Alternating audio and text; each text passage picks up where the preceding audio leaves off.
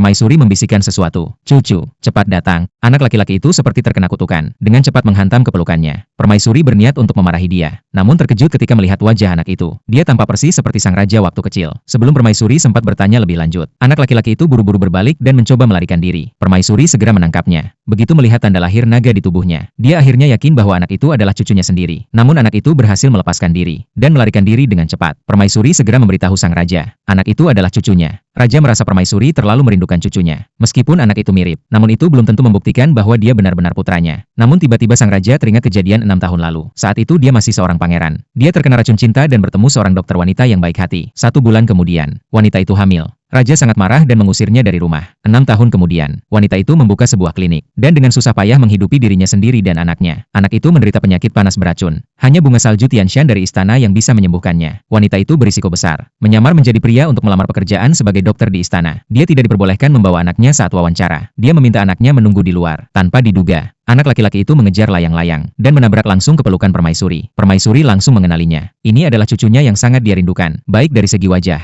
usia, maupun tanda lahir naga. Anak itu sesuai dengan cucu yang ada dalam ingatannya. Sang raja langsung teringat wanita 6 tahun lalu. Dia memerintahkan untuk mencari anak laki-laki itu. Pada saat yang sama, wanita itu baru saja tiba di rumah sakit. Dokter ingin menguji keterampilannya dan memintanya untuk menunjukkan keahliannya. Wanita itu langsung melihat wajah tabib yang pucat dan menyimpulkan bahwa dia menderita impotensi. Wanita itu mengungkapkannya di depan umum, membuat tabib marah besar dan berusaha untuk menghukum wanita itu. Wanita itu berkata bahwa dia bisa mengobatinya. Tabib segera berlutut dan memohon padanya untuk menyelamatkannya. Keterampilan medis wanita itu diakui dan dia diberitahu bahwa dia bisa mulai bekerja secara resmi. Pada hari pertama tugasnya, dia menuangkan ramuan obat ke tubuh Permaisuri. Permaisuri yang sombong memerintahkan untuk menangkapnya dan dihukum mati dengan cambuk. Untungnya, sang raja lewat, dan wanita itu terhindar dari bencana. Sang raja memandangnya sekilas, dan merasa aneh sudah sangat familiar. Lalu dia terdiam. Wanita itu tampak persis sama dengan dirinya 6 tahun lalu. Sang raja segera bertanya apakah wanita itu memiliki saudara kembar. Wanita itu belum sempat menjawab. Tiba-tiba penyakit panas beracun sang raja kambuh. Melihat sang raja dalam keadaan sekarat, wanita itu tanpa ragu, melawan perlawanan Permaisuri. Mengambil jarum perak dan menyelamatkan sang raja. Begitu jarum itu menusuk, sang raja langsung sembuh. Setelah sang raja dibawa kembali ke kamar tidur, wanita itu membawa sup bunga salju yang dibuatnya sendiri, dan memberitahunya bahwa meminum 2 dosis sup itu akan menyembuhkan penyakitnya secara permanen. Sang raja sangat terkejut, karena para tabib istana tidak bisa menyembuhkan penyakitnya. Namun wanita itu berhasil melakukannya dengan mudah. Akhirnya sang raja memutuskan untuk membiarkannya tinggal di istana, menjadi dokter pribadi bagi dirinya. Permaisuri mendengar tentang keterampilan medis wanita itu, dan untuk bisa hamil, dia memerintahkan untuk membawa wanita itu ke kamar tidurnya, memintanya untuk memberikan resep obat. Wanita itu tahu bahwa jika hal ini terbongkar, hidupnya dan anaknya akan terancam.